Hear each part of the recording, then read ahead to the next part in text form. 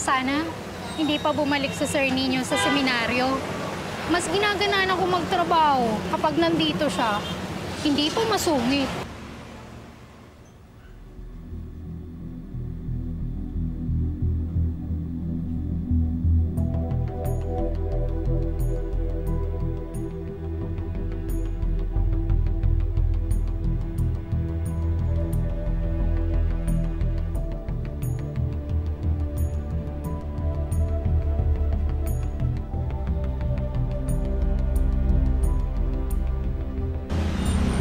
Lynn, ako na muna bahala dito. Uwi muna ako. Okay po.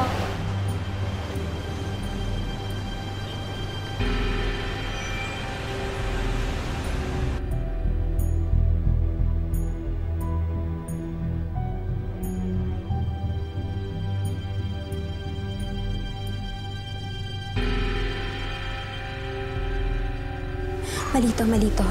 Malito, dapat hindi natin niloloko yung kuya mo. Mali. Pero kailangan natin ng isa't isa.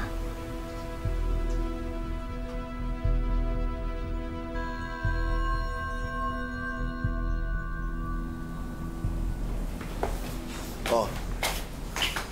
Gusto kayo? Asan ang mama niyo? Nasa taas po. Nagtitiklop ng damit kasama si Tito Nino.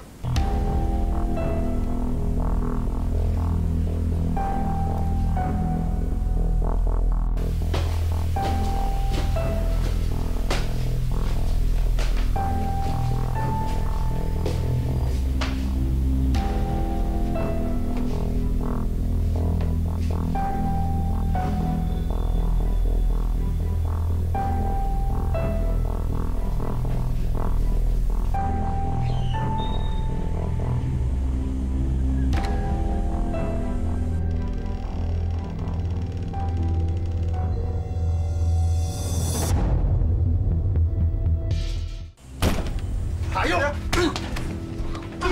Tama na! Kapakialam dito! Tama na! Tama na! Tama na, Mark! Mark, tama na! Huwag kapakialam dito!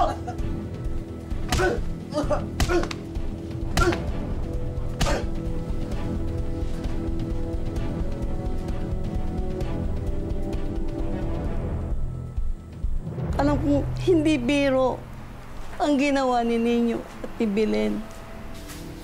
Parang imposible. Pamilya ko nasira. Ay, kapatid ko pumindeho.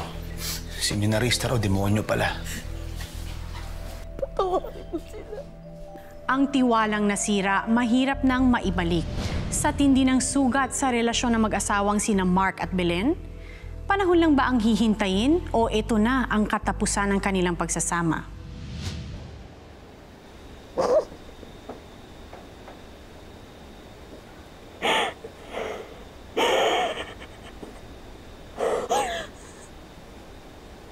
Alam mo, sa tuwing umuwi ako ng late galing trabaho, excited ako makita sila.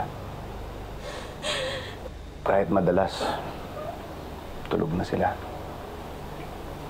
Alam ko kasi naging masayang araw nila. Kasi kasama nila yung nanay nila. Alam ko marami akong pagkukulang. Pero sapat ba yun para saktan mo ako? Mark, alam kong walang kapatawaran yung ginawa namin.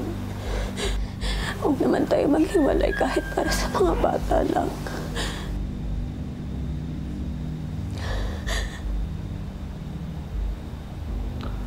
Balik mo na yung mga gamit mo. Hindi mo na kailangan umalis.